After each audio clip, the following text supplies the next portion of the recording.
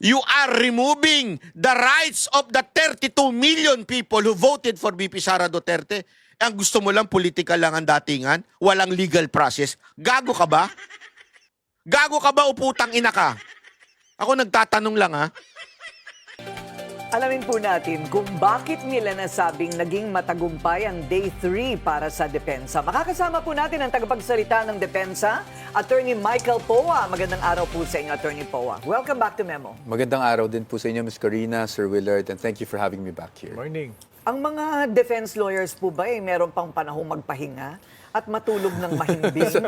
Sa totoo lang po, medyo kulang na po talaga tayo doon, no? Because, Sa tulog. syempre po, no, kahit na 3 days lang yung trial day, or trial dates natin, obviously, the other days are spent preparing naman for the next week, no? Although, it's good that we all started early, so matagal na naming inaabangan kasi itong trial na to.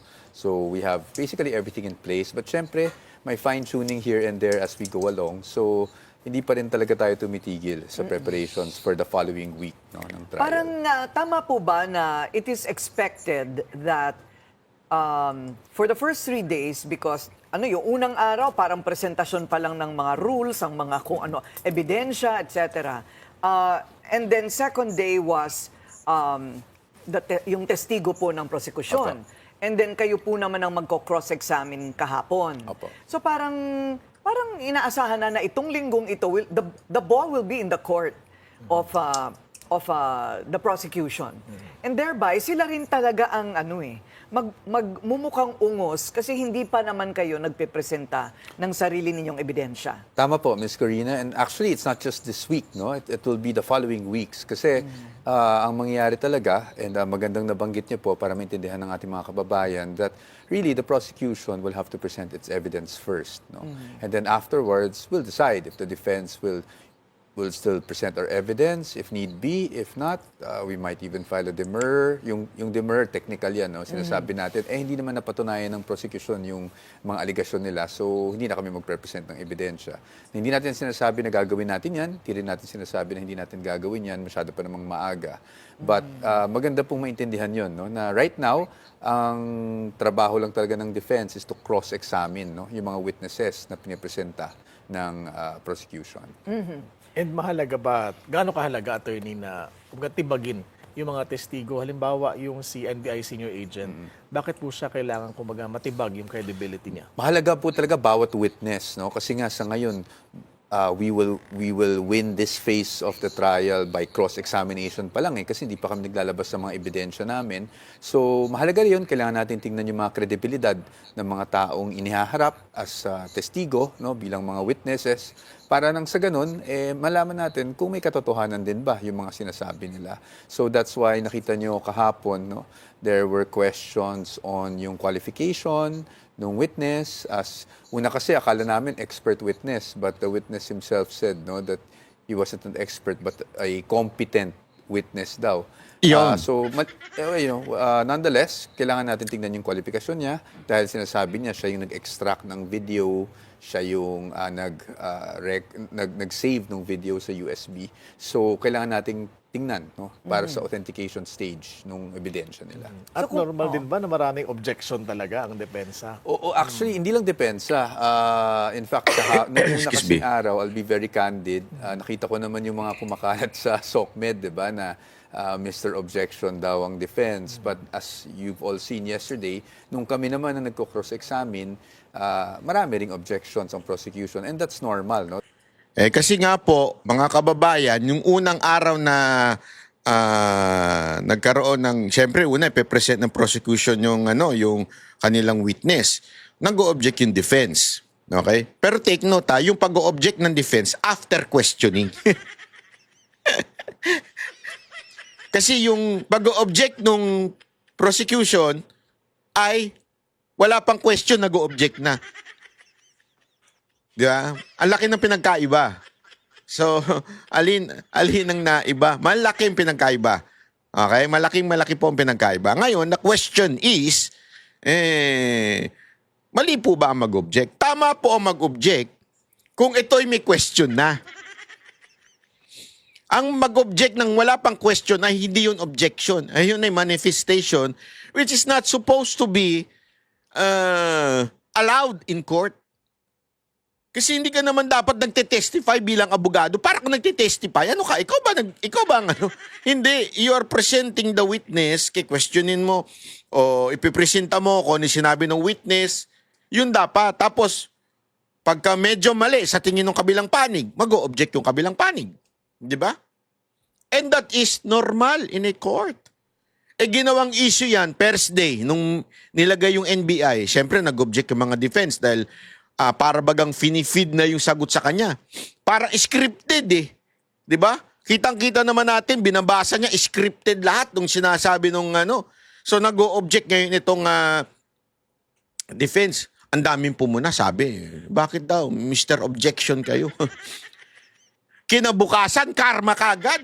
Mantakin mo kinabukasan ha, nung sila na ang nagko-cross-examine. Sabi ng cross-examine, yung pinresentang witness ng prosecution ay tatanungin na ngayon ng defense. Nung tinanong na nung defense, aba, wala pang tanong. Nag-o-object na yung prosecution. Sabi ko, anak kayo ng wewe, oo. Nagagalit kayo dahil nag-o-object itong defense. Napakaraming object. Itong prosecution, wala pang ang tanong, nag-o-object na. To the point, pinunansya na ng presiding officer. Oh, si, Chis Escudero. Hindi yung si presiding officer. Si Chis Escudero, tinanong siya, you sound frustrated. Are you crazy? Madapak. Joke lang, walang gana. Tinanong niya, frustrated ka na. Easy ka lang kasi, relax lang, wala pa yung tanong, object ka na ng object. Oh. Kita nyo kung gaano ka double standard ng mga pinklawan at mga propagandista ng mga pulahan. There's nothing wrong with what the prosecution did because we feel there's nothing wrong with the defense did. Sa regular courts, normal naman po. Trabaho lang po talaga ng abogado ang mag-object. Pag nakikita namin na merong ground under the rules for objection, meaning yung tanong ay improper or hindi dapat tinatanong sa witness. Okay. So, bale, sigurado nakakaramdam kayo ng pressure kasi hindi naman siya ordinaryong Kaso. I mean, the entire nation is watching. Social media has a comment on every utterance. So, paano po yun? How do you keep your cool Well, under that pressure? Well, Ms. Karina, syempre, we try as best as we can to keep the noise out, kumbaga. But of course, siguro magbobolhan tayo if I tell you na walang pressure, diba? Of course, there's pressure and it's very different from a normal court proceeding na halos wala namang nakakanood sa'yo except for the people who are present there. And it's very different from previous impeachment trials, no? Because the previous trials, wala pa naman tayong masyadong sokmed talaga, di ba? Ngayon lang talaga that you can see all the comments online. So, ako personally, and I think most of us in the defense team, we try to keep out of social media para hindi tayo masyadong naapektuhan, no? But, well, ako... Pero wag ka mag-alala. Bugbog naman sa social media yung mga uhugin, para mga asong ulol na naglalaway. Yun naman ang bugbog sa social media. Di ba? Natatawa nga ako. Alam mo, grabe kakatawa talaga. Ang galing ng AI, Sa sobrang galing ng AI, napa-research ako paano ginagawa yung mga ganun eh. Mantakin mo, yung kay Chis Escudero, tsaka dito kay presiding officer, si Gatchalian. Ay, grabe lahat. Nag-iihaw. Minamasahe niya si Chis. Tinitimpla niya ng kape. Grabe, sabi ko nga. Hindi ko maintindihan kasi, nung dati, nagkaroon na yan dalawa sila nandyan. Yun yung ini-impeach yung presidente. Kasi napakaklaro sa konstitusyon. Pag ini-impeach yung presidente, ang presiding officer ay yung Supreme Court Justice. Kaya nga, nung karoon ng debate si Davide at saka yung isa pa, si Munsud, sinabi doon, napakalinaw doon sa debate, matik na yan, na ang presiding officer, pagdating sa impeachment, ay walang iba kundi yung Senate President. Nangyayari lang na pwede ka mag-assign ng presiding officer pagka yung presidente na supposedly, naiiba na yung presiding officer. Pag presidente na na-impeach, sino na yon? Yung Supreme Court Chief Justice. Kaya noon, nagkaroon na dalawa ang nakaupo. Dahil ang ini-impeach noon si Erap. So dalawa ang nakaupo. Yung Senate President at saka yung Chief Justice. Which is, by law, that is the provision of the law. Yun ang utos ng batas, di ba? Pero dito hindi eh. Dito, walang utos na batas na pagka vice president, kailangan iba ang presiding officer. Maganda siguro, baguhin nyo na yung konstitusyon. Sabihin nyo niyo dyan, pag incompetent o bobo yung Senate President, pwede siyang maghanap ng ibang presiding officer. O kung tuta ng inang yan, yung Senate President, pwede ng ibang maging Senate presiding officer. Pwedeng gano'n na.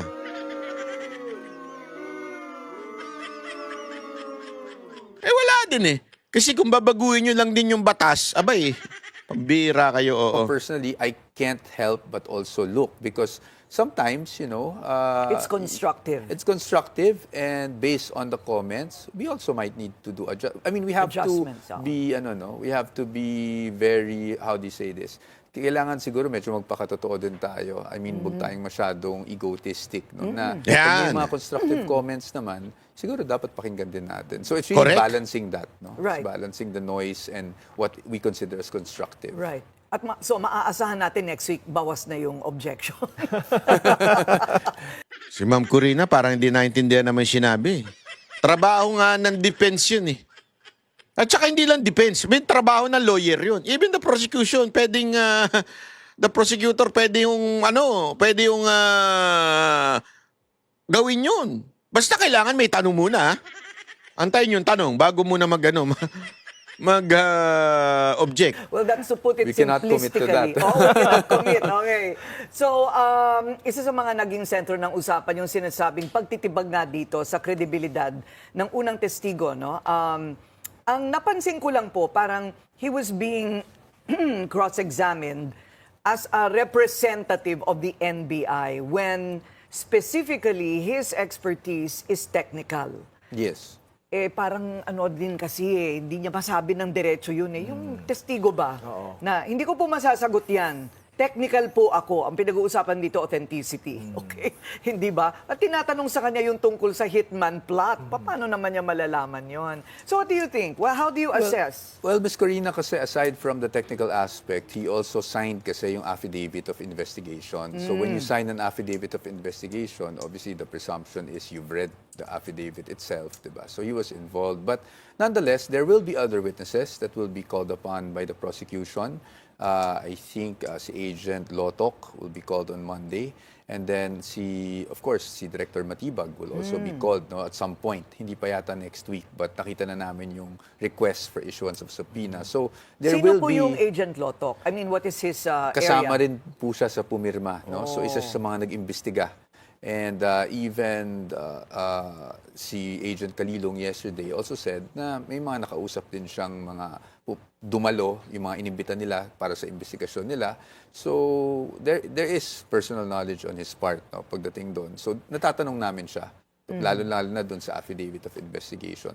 Of course, I cannot talk about the merits. No? That's why I'm just trying to be very factual para lang maintindihan ng tao kung ano yung nangyari kahapon. So if the purpose of putting this witness on the stand yesterday was to establish authenticity, was he able to establish authenticity of the video? Well, that's up to the impeachment court. No? That's up to the impeachment okay. court. Sa atin naman, parati kasi akong tinatanong, kahit kahapon, Ms. Corina, kung madagdag ko lang na, bakit? Dinideny nyo ba yung video, yung ganyan, di ba? Look, again, siguro naglolokohan na tayo if we deny that there was such a statement, no? There was such an utterance. Pero pagdating kasi sa video, syempre kailangan din natin malaman, like I say, hindi naman kasi naglalakad ang ebidensya mag-isa papunta ng korte, 'di ba? Someone has to testify, bring it and testify on it and authenticate it. At pagdating sa video, syempre hindi naman natin alam kung saan niya nakuha yung video na 'yan, how is it compared to the original source, which is probably the Zoom meeting, the saved file of the Zoom meeting, 'di ba? Or Zoom press conference. So may mga ganyang technical na bagay talaga na kailangan pagdaanan, not just in impeachment but in regular courts, no. Is Lahat there ng mga more? dokumento. Is there more than what the public saw? or more than what is now presented as evidence in that video, to put it in better context. Yes, that's why we were asking for, we were asking initially that, in fact, even the senators were debating upon the 2-hour video. They were asking us if we Ayan. Ayan yung paulit-ulit natin sinasabi. Bakit ba masyado nakafocus doon sa video? Kasi remember, importante ang context. Sa lahat ng bagay, importante context. Maraming nagiging kulto na relihiyon dahil they're taking verses, scripture out of context. Yan ang katotohanan. Kasi sabi nga nila, eto, ng mga Bible scholar, hindi pa pwedeng maglaban ang Old Testament at ang New Testament. The New Testament is a fulfillment of the Old Testament. Hindi niya binabago ang kautusan ng Old Testament. It's just an explanation and fulfillment. So bakit ko sinasabi yan? Kasi importante rin yan sa video. For you to understand why may utterance ng ganon si VP Sara Duterte, you have to get the entire video. At according kay Attorney Poa, na ngayon ko lang din narinig, pero sinabi ko na sa inyo ito before, di ba? Ako naniniwala ako, misquoted yun eh. Bakit? Kasi may mga verse, may mga, hindi natin masasabing intentional edit, but due to the weakness ng internet, may mga napuputol na words. So, kung ida-download mo lang yan, sa social media, Facebook, YouTube, o whatsoever mo i-download yan, hindi yan ang complete na mga statement kasi may mga napuputol. Alam ko yan. Bakit? Before kasi, remember I started as a live streamer. Before, nagla-live ako nun. Marami sa inyo, nandyan na yun eh. Marami sa inyo, minsan, di ba, umiinit pa ulo ko kasi paputol-putol due to the internet. Tapos, siyempre, kung yung putol na yun, napaka-importante nung nawala, tas biglang iba lumabas.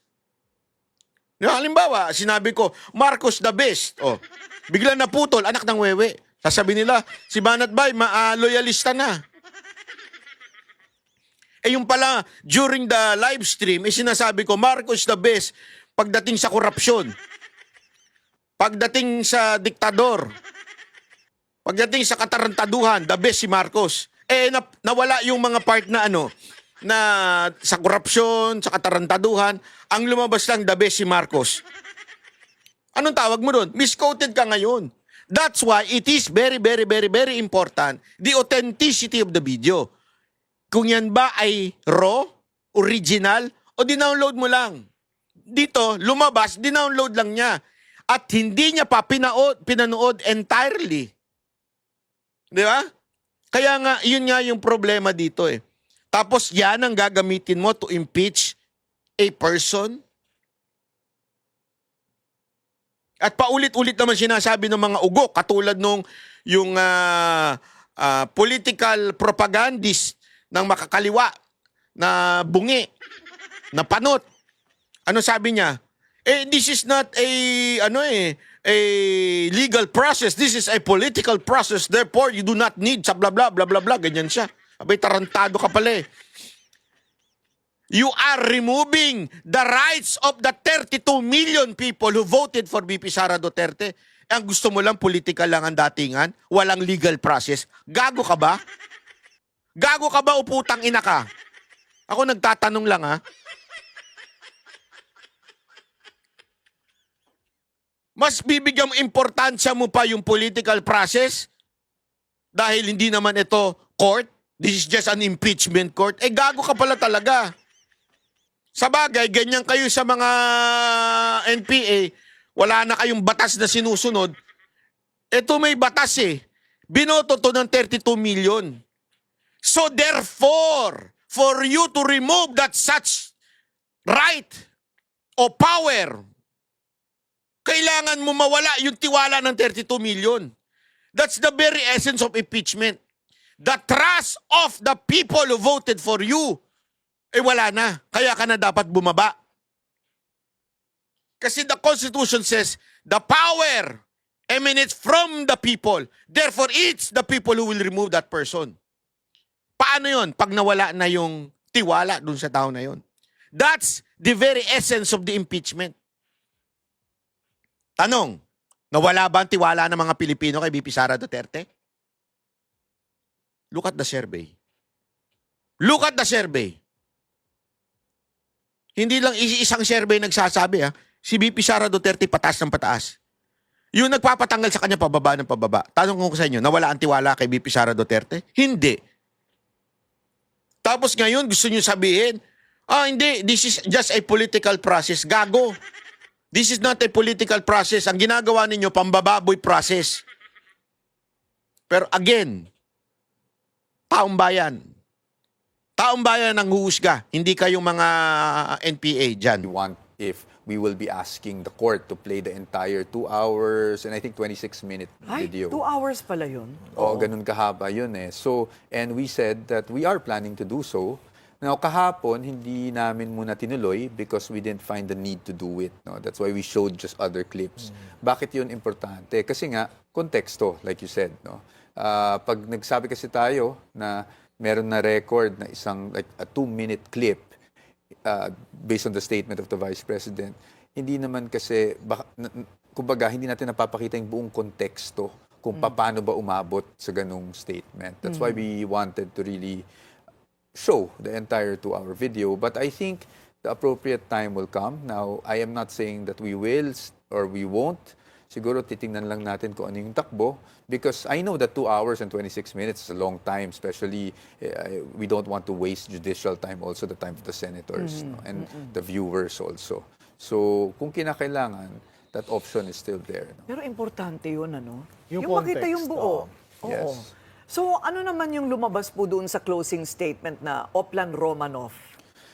Well, basically, again, I don't want to get into the merits, so factual lang. That was one of the questions posed by, I think, either a media personality or a vlogger dun sa nangyaring press con na yon noong November 2024.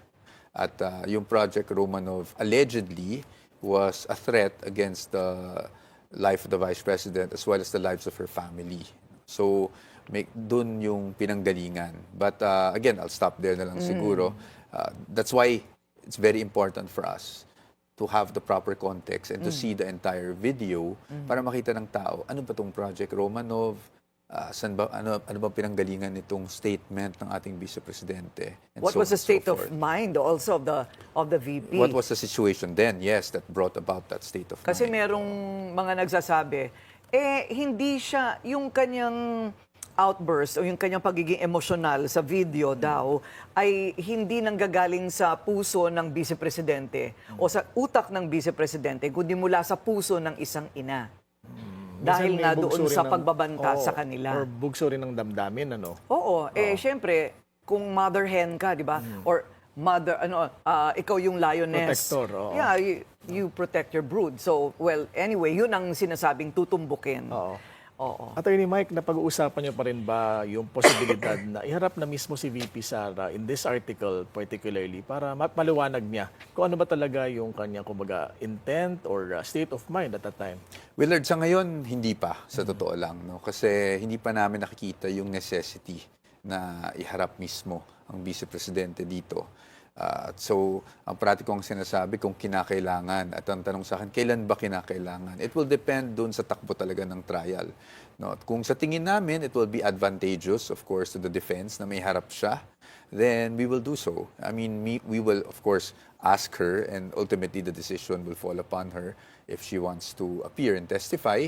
Pero sa ngayon, di pa namin nakikita na kinakailangan ay I think we will be able to prove our case without having to do that just yet. Okay, was that necessary? Ayan pa yung question ng mga paulit-ulit, bakit hindi daw mag-appear si VP Sara Duterte? Alam niyo ba ang dahilan kung bakit hindi required mag-appear unless the judge or in this particular case, yung senator judge ang magsabi na kailangan o ganito? Alam niyo kung bakit? Kasi ang burden of proof doon sa nag-aakusa. Hindi doon sa magdidepensa. Sa madaling salita, parang ganito yan eh. Yung tinatawag sa regular court na trial absentia, yung kasi ginawa ko yan eh, yung nag-appear lang ako doon sa arraignment, tapos sa trial absentia ba yun? Yun tawag doon. Yung ibig sabihin, hindi mo kailangan mag-appear kasi kailangan patunayan eh. Patunayan muna nila na totoo yung inaakusan nila sa akin. Hindi kasi ang mindset ng mga ilang mamamayan na nanonood na hindi masyadong maalam pagdating sa korte. Swerte ninyo, wala pa kayong demanda. Ay pag ikaw kinasuhan na, abay, ang laki na ng kasalanan mo. Hindi ganun 'yun. Kasi yung kaso pwedeng magkaso kahit sino eh. Halimbawa lang trip ko, may artista akong trip. 'Di ba? Halimbawa lang may artista akong gustong-gusto. Obsessed na obsessed ako. Kasuhan ko siya na ginahasa niya ako. Pwede ba yun? Oo, pwede yun. Pero sandali, ikaw nag-aakusa eh. Ikaw magpatunay. Hindi ba pwedeng ako magpapatunay na, hindi kita ginahasa kasi nandito ako sa lugar na to nung panahon na yon at hindi kita kasi hindi kita kursunada. Hindi nga eh. Kaya nga may karapatan siyang manahimik. Alam niyo ba yon? Pag inaakusa ka, may karapatan ka manahimik kasi anything that you would say, pwedeng gamitin laban sa'yo. Sa mabuti pang manahimik ka, hayaan mo siya. O sige, inaakusan mo ako, patunayan mo isa-isa. Saan kita ginahasa? Sino kasama ko? Paano kita nagahasa? Anong ginamit ko sa sakyan? Anong ginamit kong bahay? Kailangan mong patunayan lahat yan. So ganun din dito. Sinasabi nila na meron daw threat na ginawa si VP Sara Duterte. Define mo. Paano nangyari yung threat na yun? Saan nangyari yun? Sino kausap niya? Ito ba, may mga kapasidad ba ito na gumawa ng threat? O meron bang kapasidad ito mga kausap niya? At kung meron talagang threat, sino yung kinausap niyang tao? 'Di ba? Importante yan eh. At again, hindi kailangan mag-appear ni VP Sara Duterte dahil kayo ang nagpapatunay. Kayong mga nag-aakusa.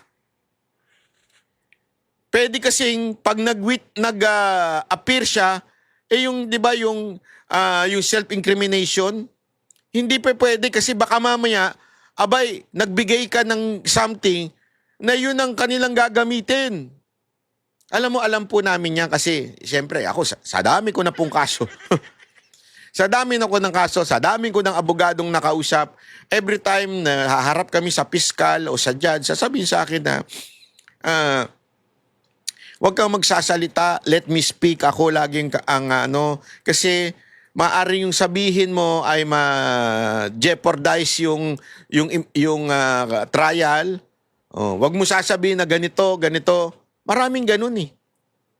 Kaya nga binibigyan ng karapatan ng batas. Ang batas Kaya lang kung bendalo ang inyong pinangahawakan, mapatay tayo dyan. Pero binibigyan ng karapatan ng batas yung taong inakusa. Nga manahimik na lang siya. At kayo, sige nga.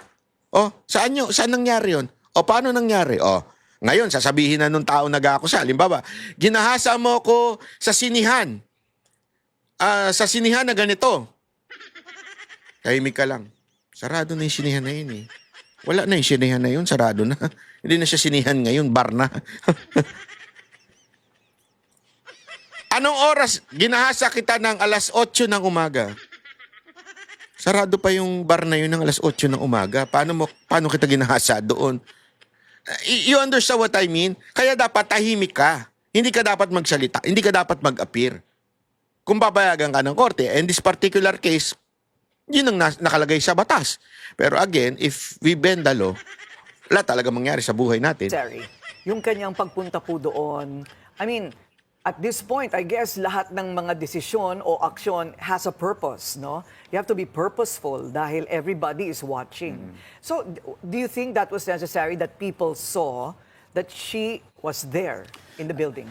Again, I'll be very candid, Miss Corina. The real purpose for that was I was talking to her and she said, that perhaps we could have a meeting.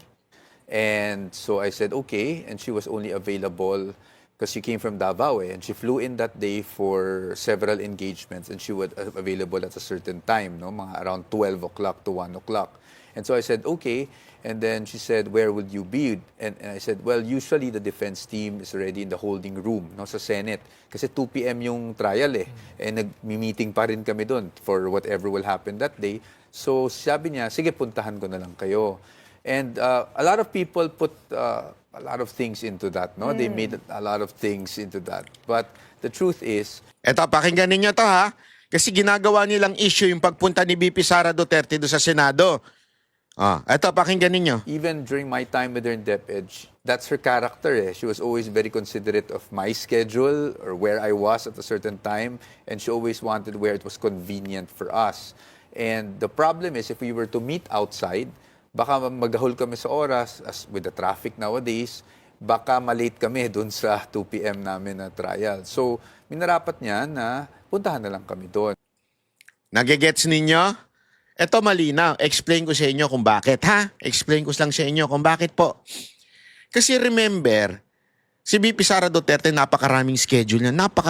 Hirap na hirap nga kami i-schedule yung kanyang supposedly talk show sa sa SMNI. Dahil sa dami niyang pinagbibigyan. At nung nag-uusap kami, nung nagla-lunch kami nung time na yun before kami mag-taping, sabi nga niya, gusto niya talagang gawin yung interview. Hindi naman interview, yung talk show na yon para mailabas niya yung kanyang mga plano sa loobin. Kaya lang kasi sabi niya, mas priority niya kasi yung mga tao na makausap at ang dami niya ng invite, patong-patong na yung schedule niya. Sa pagkakataon nito, meron lang siyang bakanting maliit na schedule. Sabihin, maliit na butas para magkaroon ng meeting with her lawyers. Imagine ninyo, yung lahat ng lawyer na yon lalabas pa ng Senado at pupunta pa sa, halimbawa, sa Manila Hotel. Kasi yung pinakamalapit na hotel eh. Manila Hotel nga ba? Wala na yung Sofitel eh. Hindi pala. Halimbawa lang, mag-meet sila sa MOA. Para makalabas lahat ng lawyer at staff ng lawyer from the Senate, napaka time consuming. Remember, hindi naman po yan nakahagad eh. Yung mga police escort, wala naman po yan. Tapos, mabilis lang yung time na yon na vacant ni VP Sara Duterte at mabilis din yung time na magsisimula ng impeachment. Sino ang mas madaling pumunta? Yung mga lawyer kay VP Sara Duterte, lahat ng lawyers niya? O siya, na meron naman siyang hagad dahil nasa ating batas na maaaring gumamit ng hagad ng VP? At siya na mas mabilis makakapasok doon. Bakit? May mga security siya. At siya na iisang tao na pupunta lang doon. Nandun na lahat yun eh. At pag na-late, mas madali mag-a-adjust yung schedule niya kaysa doon sa schedule ng impeachment. Baka sabihin pa nila, bakit late kayo? May trial eh. So, yun ang dahilan kung bakit si VP Sara Duterte ang pumunta sa Senado. Hindi for any optics na tulad na ginagawang pagpapakulay ng mga propagandista na mga terorista. Hindi. Ang dahilan talaga, si VP Sara, sabi nga ni Atty. Poa, kahit pa nung DepEd Secretary, ang nag-a-adjust sa schedule namin, ay siya. Hindi kasi sanay yung mga yan eh, yung mga pa-VIP, hindi sanay na nag-a-adjust. Kailangan ikaw mag-adjust sa schedule nila. Si VP Sara Duterte, siya ang nag-a-adjust. Gusto niyo ng patunay? Gusto niyo ng patunay?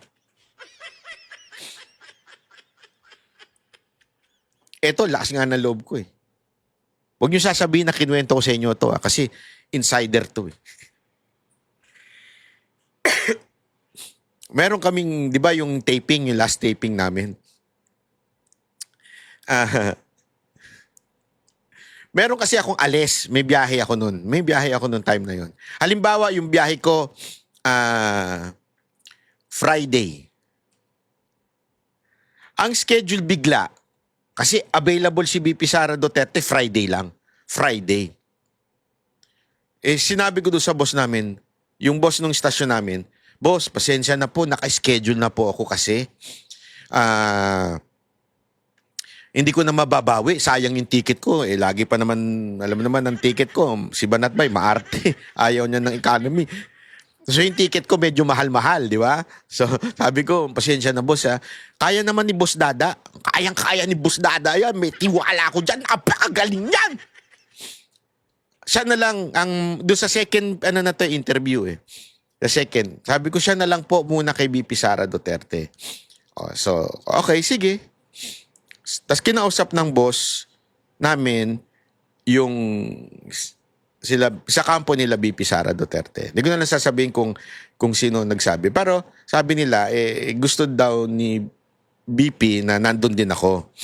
So siya na lang daw ang mag-a-adjust ng schedule. Ginawang Thursday yung recording, yung video, yung interview. Alam mo, gusto kong matunaw sa upuan ko nun. Sabi ko, shit. Hindi kasi alam mo yon, ayoko maramdaman niya na nag-inarte ako. Na hindi ako pwede na Friday. Kaya lang kasi, hindi naman ako mayaman. So, kailangan kong, hirap naman i-cancel. Kakanceling ko yung hotel, kakanceling ko yung bayad na lahat yun, di ba? Siya na lang daw Sabi ko, alam mo dito ko napatunayan sinabi ni Atty. Poe. Since kaya naman niyang i-move yung schedule niya, siya na lang ang nag-giveaway. Hindi pa VIP. Kung VIP yun, sino ba yung Banat Bay na yan? Nakapal ang mukha niya na. Ako mag-a-adjust sa schedule niya? Ganun na eh. Hindi, si VP Sara Duterte siya mismo nag-adjust. Kaya nga nung second taping na namin, ako na mismo nag-sorry, pasensya na po, Madam President. Pasensya na po talaga kasi naka-schedule na po yun eh. Hindi ko na mabawi, maraming maaayos doon sa Hindi, sabi niya, walang problema. Walang problema. Alam mo, doon ko napatunayan. Again hindi dahil importante ko. Hindi yun hindi yun. Don't get me wrong. Hindi dahil importante ko.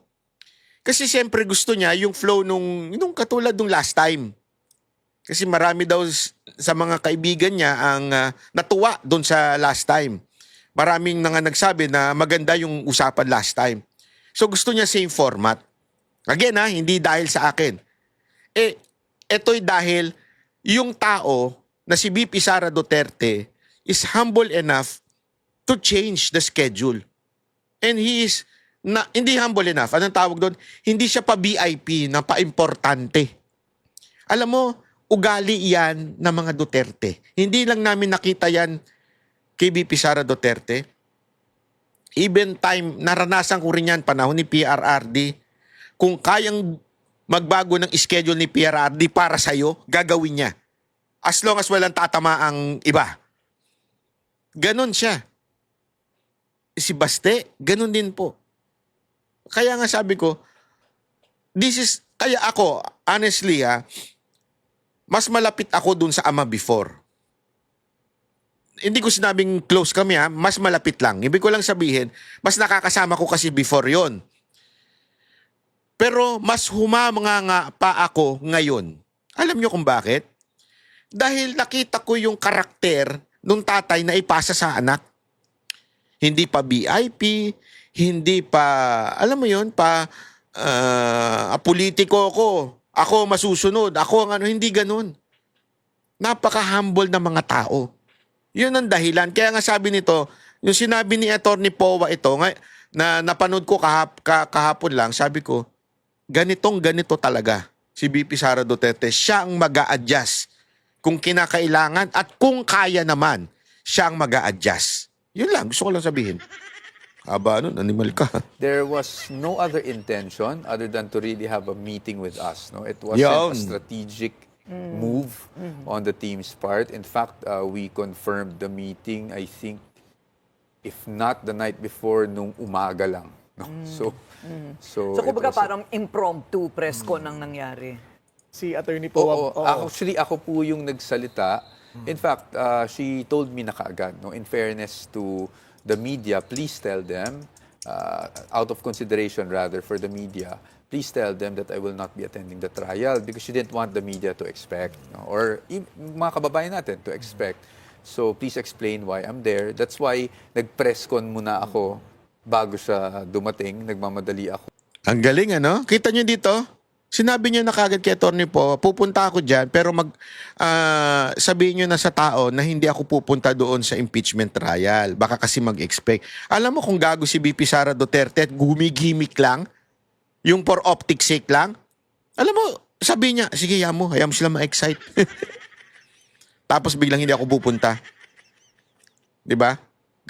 Ganun eh. Kaya hindi sinabi niya, pupunta ako dyan, pero sabihan nyo na kagad ang tao na hindi ako a-attend na impeachment. Magmi-meeting lang tayo. Kung pumunta doon para maka-press con bago siya dumating para ma-explain kaagad yung context din ng pagpunta niya. Kayo ba yung tinuturo ni VP nung sinabi niya na pinayuhan siya na mag-entertain ng questions mula sa media? Oo. Kung may paliwanag Ako yun. din lang po.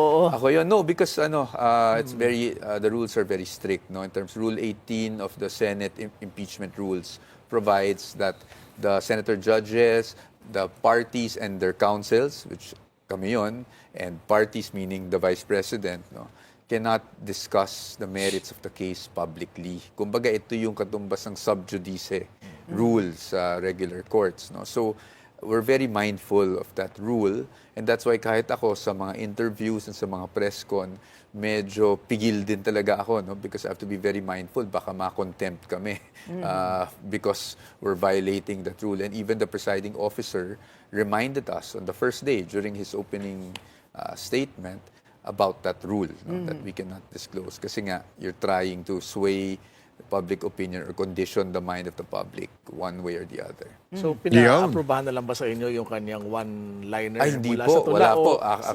Hindi ko po nakita yon bago siya nagsalita. Sabay lang natin narinig. Kumbaga, sabay lang natin nalaman kung ano yung statement na yun. Bakit ka namamangha ka dun sa one-liner, ano? Oo, Yan very, very, very, very clear. Ladies and gentlemen, people in the house, yung maggumagawa ng eksena at kwento na kesyo si VP Sara Duterte daw ay nag-iinarte. Katarantaduhan po yun, hindi po totoo yun. So, at hindi rin po totoo yun na gumigimik lang na kaya pupunta doon para takutin, hindi. Nagkataon lang kasi, una, doon na nagkakasama-sama. Tandaan ninyo these are different law firms. Yung nag-handle ng impeachment niya, magkakaiba yan. May kanya, eto mga to, hindi lang naman yan ang hawak nilang cases. Kasi law firm yung mga yan eh. Hindi naman po yan yung mga katulad ni Jesus Palsis na walang case. Hindi yan yung mga ganong klaseng tao. Ay, hindi na pala siya abogado ngayon. Suspended nga pala yung animal na yun. Suspended siya, di ba? Oo, tama, suspended. Oh, di ba? Hindi yan yung mga ganong tao. Ito yung mga bisin tao. So, para magkasama-sama yung mga abogado, nangyari yun sa impeachment. So, VP Sara Duterte took that for her advantage na doon na, imimit ko na kayo dyan. Hindi dahil sa kahit anumang optics o theory ng mga gagong mga political propagandista ng mga kaliwa. Hindi. Kasi yan ang pinapalabas nila eh. O pumunta naman pala. Aba, di pa umaten. Pumunta naman pala.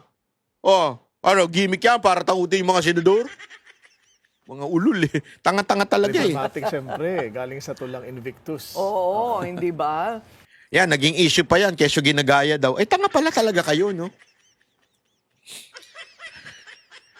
May mga quotation talaga na ginagamit mo at nire-refine mo according to doon sa sitwasyon na yun. Di ba? Kaya nga minsan nagko-quote ng scripture. Kasi yun ang kanyang guidance sa kanyang puso, yung scripture. Ngayon, nag-quote siya ng quotation ng isa. Ako, halimbawa ko, lagi kong guidance ko ito. Lagi ko sinasabi sa inyo to, pero hindi ko na alam kung sino original nito. Sabi nila si John F. Kennedy daw eh. Kasi ito rin yung sinabi nung aming dating pastor. Ano sabi niya? Yung think not what your country can do for you. Think what you can do for your country. Sino ba nagsabi nun? Hindi ko alam kung sino nagsabi nun eh. Pero may iba nagsabi nun. Pero lagi ko rin iniisip yun kasi yun ang guiding lines ko sa akin eh. Bakit? Kasi sabi nung pastor namin, ganun din pagdating sa opisina o trabaho ninyo. Think not what your office or your company can do for you, but think what you can do for your company. Ang ganda, di ba? The same thing, apply mo rin yan sa teammate mo. O halimbawa, sa Banateros. Think not what Banateros can do for you, but think what you can do for your Banateros. O. Ganon din yan sa pagdating sa pamilya mo. Think not what you can do for what your family can do for you, but think what you can do for your family. Oh, ganun din niya sa jowa. Oh, eto matindi pag sa jowa. Puti na lang, single ako. Single lady. Di ba? Think not what you can, what your girlfriend can do for you, but think what you can do for your girlfriend. Oh, di ba? Bagbu. Hindi pwede. Hindi pwede. Hindi ka sumang-ayon, animal ka. Totoo, di ba? Isipin mo kung ano yung magagawa mo para doon sa partner mo. Kung ano matutulong mo. Kung ano mabibigay mo. Hindi yung ano mabibigay niya sa'yo. So ano ibig ko sabihin? Yun ang aking ang motto sa buhay. So dapat, kung walang masama, kung si VP Sara Duterte, ginamit niya yung doon sa isang philosopher na sinabing siya ay mayuyurakan, madudumihan, babatuhin, pero mananatiling nakatayo. No. Yeah. Minsan nga, meron tayong kasabihan yung, two-step backward, one step backward, two step forward. May pag ganun tayo, di ba? Yun ang ating guide eh. Eh, yung iba, minasama pa yan. Magsasalita na lang sa press con. Mag-plagiarism pa. Ulul, tanga bala kayo eh. Plagiarism. Ginamit lang niya yun para maging guide niya sa buhay niya. Kaya nyo kong duguan, kaya nyo kong banatan, madadapa ako, pero babangon ako at lalaban. Mananatiling nakatayo. Oh, yun ang ibig sabihin nun. Hindi ka tulad ng mga makakaliwang animal dyan. So, ngayon alam na natin, hindi ba kung saan ang galing yung parang siguro damdamin ni VP, no? The question now is, can she convince the senator judges where she was coming from? Okay, so 3 days for one witness, o sabihin natin 2 days. Ang dami pang witness, sir. Aabot ba yung sinasabi yung numero ng, yung bilang po ng mga araw na naka... Well, Ms. Corina, it's up to the prosecution, no? Kasi sila yung magprepresenta muna. Kami naman, nakadepende kami kung, depende sa naging presentasyon nila, kung ilang witness ang kakailangan namin to rebut, no? If there is even a need to rebut. But yung witness usually, isang araw lang per witness. Meaning, dapat sa isang araw, matapos ang direct examination and cross-examination. Ideally. But yung nangyari kasi nung Tuesday, medyo humaba, no? Because of the need to authenticate several documents. But again, let's be fair to the prosecution. That's normal. No? And even with the defense, darating din yung panahon. So hanggang dyan po muna ang ating vlog video ngayon. Anyway, ladies and gentlemen, bantayan natin itong impeachment trial kasi napaka-importante nito, ladies and gentlemen. Dito tayo babubusog. Dito tayo kikita ng pera. Dito tayo may iaahon sa hirap. Dito mawawala ang flood control. Ito ikakaunlad ng bayan ng impeachment ni VP Sara Duterte. Kaya dito tayo mag-focus. Ha? Yan ang sinasabi ng putang inang gobyerno to. Focus tayo kay VP Sara, impeachment niya. Kesa solusyonan natin ang kahirapan, kesa solusyonan natin ang baha, kesa solusyonan natin ang problema ng criminality sa Pilipinas, dito tayo sa impeachment mag-concentrate. Okay?